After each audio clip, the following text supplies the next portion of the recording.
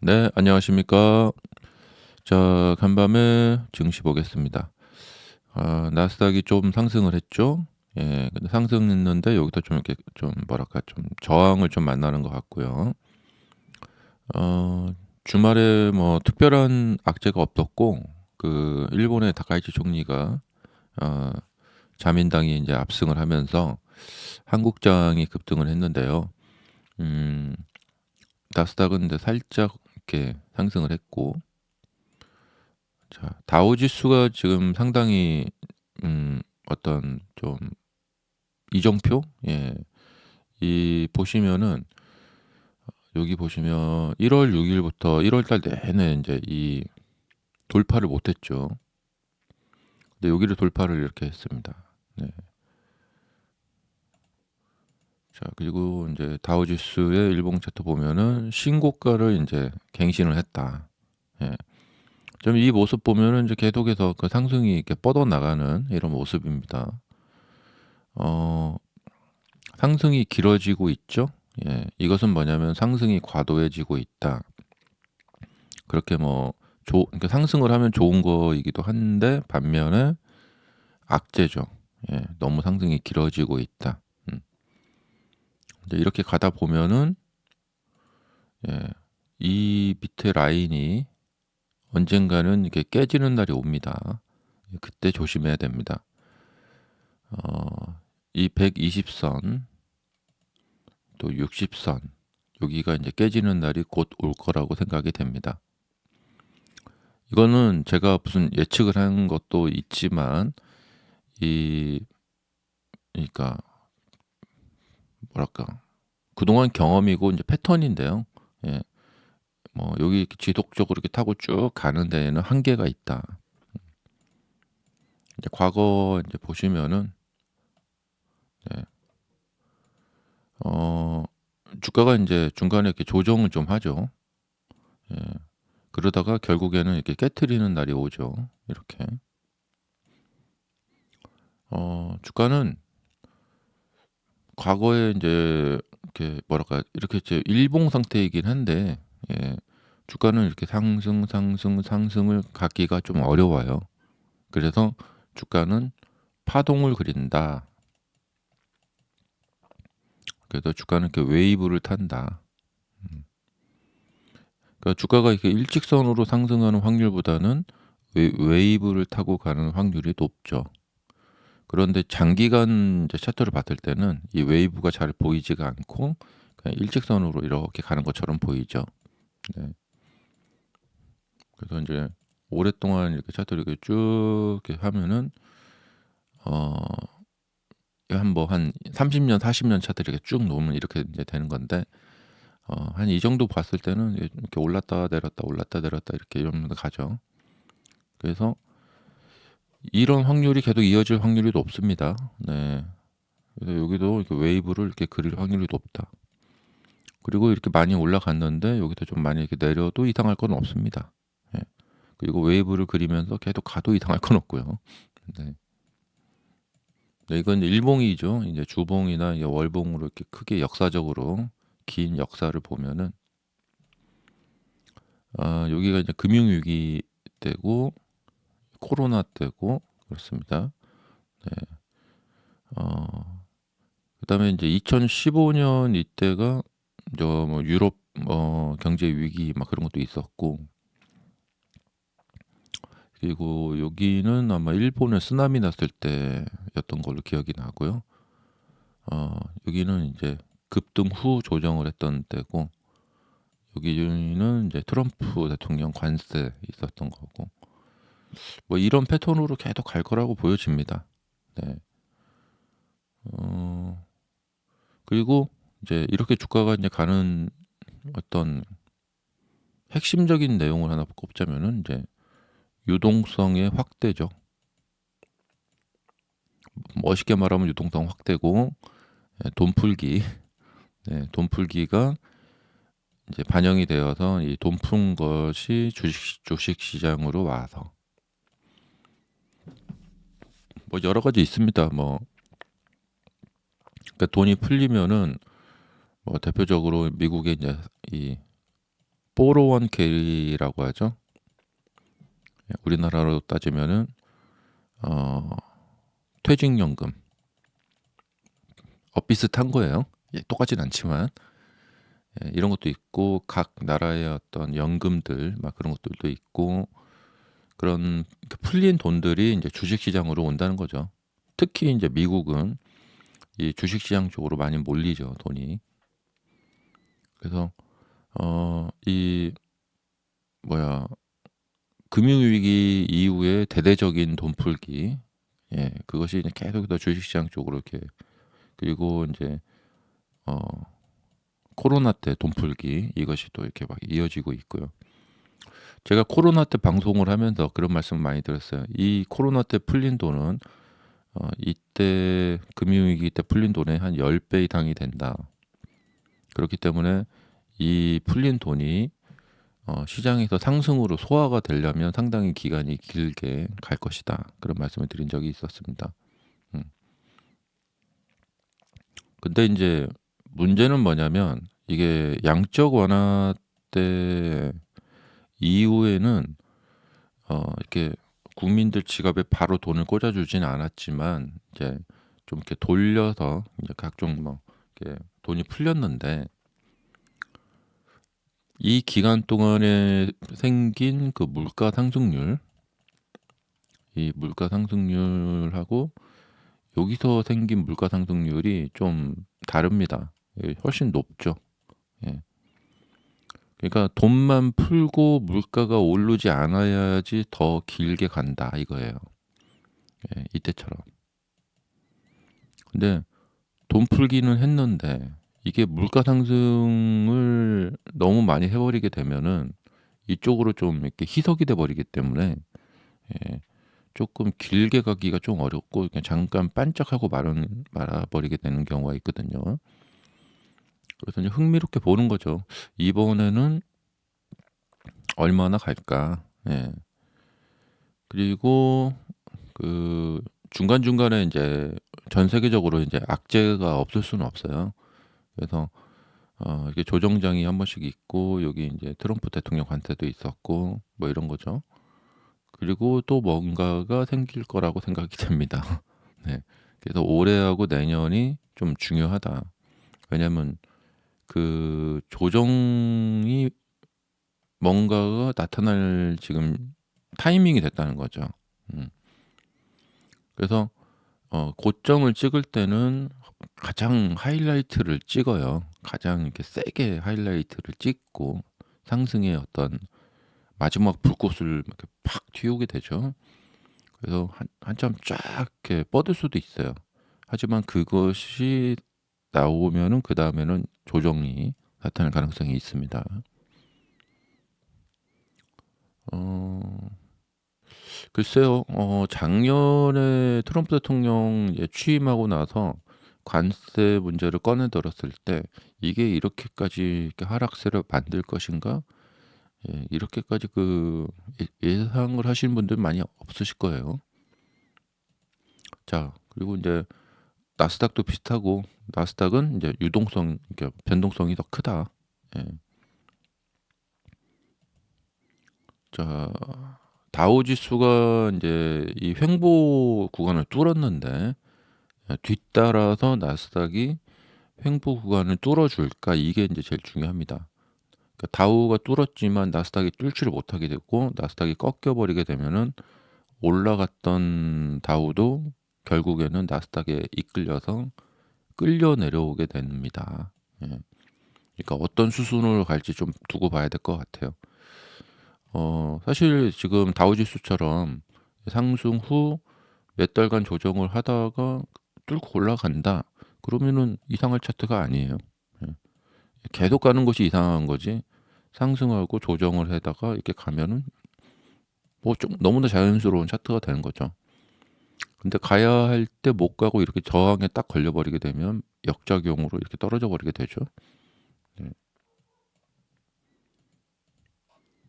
어 인제 여기서 호재가 나오느냐 악재가 나오느냐의 어떤 차이가 있을 것 같은데, 글쎄요. 지금 사실 중요한 게 주식에서는 이제 금리인데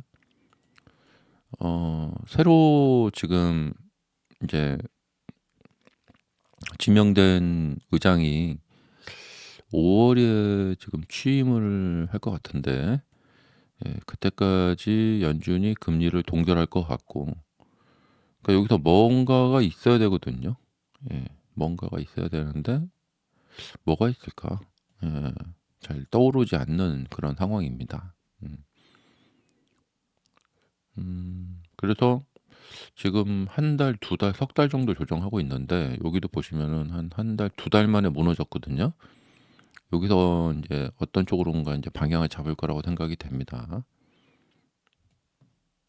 그래서 잘 이제 집중적으로 좀 지켜봐야 될 그런 시기이고, 아무래도 나스닥이 가려면은 이 엔비디아 같은 주식이 이걸 뚫어 줘야겠죠. 사실 지금 엔비디아의 고점 형태를 보면은 뭐 그렇게 뭐 강한 고점이라고 보기는 어렵고, 만약에 떨어지게 되면 헤드 앤드 숄더형을 이렇게 만들고 떨어지게 될 것이고, 그다음에 여기서 뚫고 올라간다. 뭐 이만큼이나 조정을 했는데 또 간다. 이상할 건 없죠.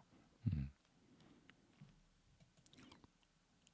근데 만약에 뭐 이렇게 해 갖고 이거 뭐 이렇게 만들고 이렇게 떨어졌는데 이걸 거꾸로 올린다. 이러면은 좀 이것은 좀 이상한 거죠. 근데 지금은 그냥 이렇게 가도 차트 모양이 이상할 차트는 아니에요. 음.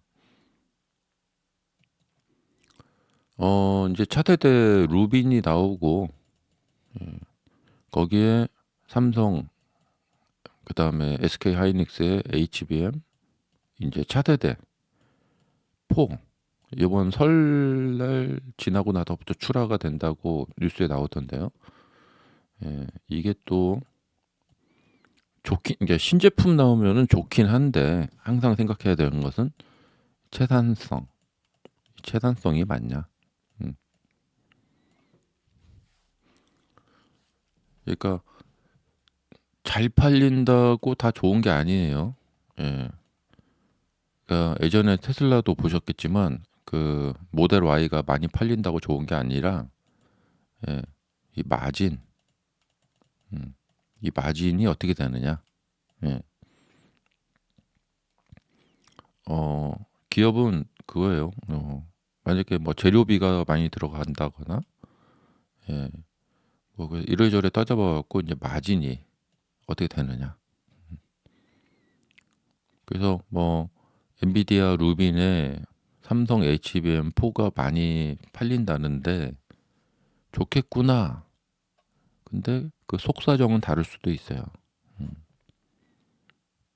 근데 인제 기업 입장에서는 마진이 좀 떨어져도 일단 많이 팔고 보는 게 좋아요. 그러니까 그런 거죠. 어 뭐 해장국 파는 식당이 있다. 근데 뭐 재료비가 많이 인제 뭐 콩나물 값도 오르고 뭐도 오르고, 그래서 재료비가 좀 상승을 해도 인제 판매가는 그대로 뭐 한 5천 원을 유지한다. 근데 손님은 많아요. 그러면 인제 이 뭐야 이문, 이 순수익은 줄죠. 하지만 손님이 북적북적거리고 계속해서 많이 유지가 되는 상태가 일단 장기적으로 봤을 때는 바람직합니다. 어 어찌 됐든 손님이 많이 오고 좀 그래야 돼요. 예. 그러다가 인제 뭐 공정이나 뭐 이런 거에 이제 효율을 가하면서 순수익을 쪼끔 인제 다시 인제 회복을 하는 거죠. 음. 근데 지금 인제 새로운 HBM4로 넘어가는데 인제 여기에서 계속적으로 인제 순수익을 잘 내고 오히려 예전 HBM3보다 순수익이 폭발을 한다. 훨씬 좋아진다. 이렇게 되면은 삼성전자 주가가 정말 폭발적으로 이제 올라갈 수가 있겠죠. 어 인제 실적 발표할 때 인제 눈여겨봐야 되겠습니다, 올해. 자, 그다음에 자, 기술주 저가 매수 힘입어서 상승을 했다. 예.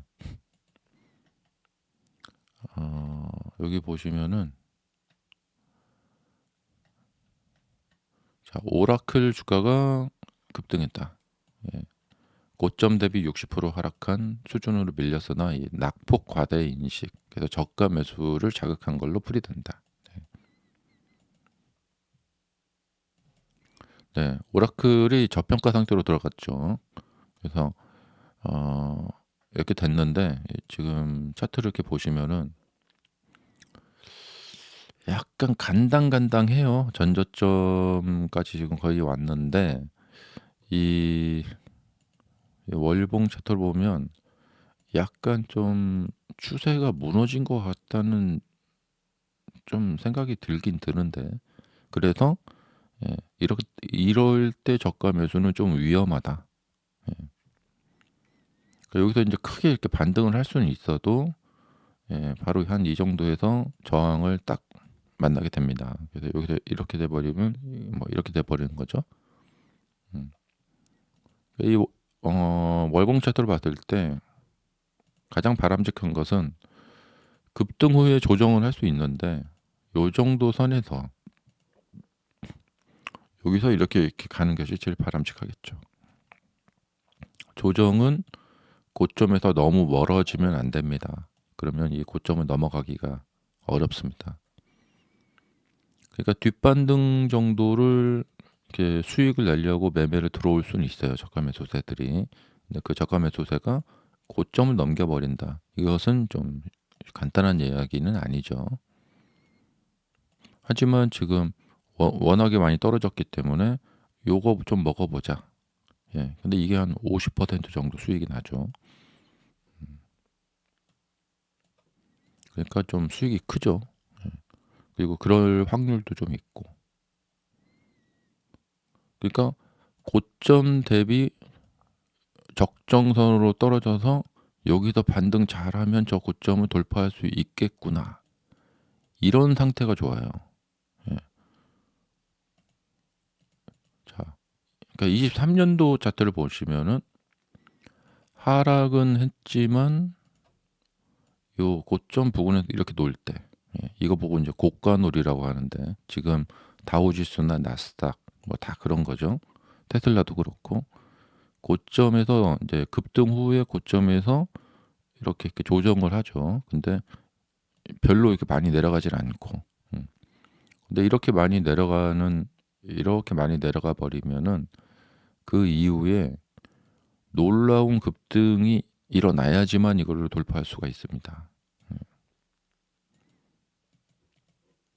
그냥 계속해서 양봉 파티를 이렇게 벌려야지만, 근데 이런 경우에는 조금만 해도 그냥 돌파해서 올라가 버릴 수가 있으니까. 그래서 낙폭 과대 인식에 의해서 이제 이게 매수가 들어온 거죠. 이 말은 뭐냐면 오라클이 아주 그냥 버릴 만한 회사는 아니라는 거죠.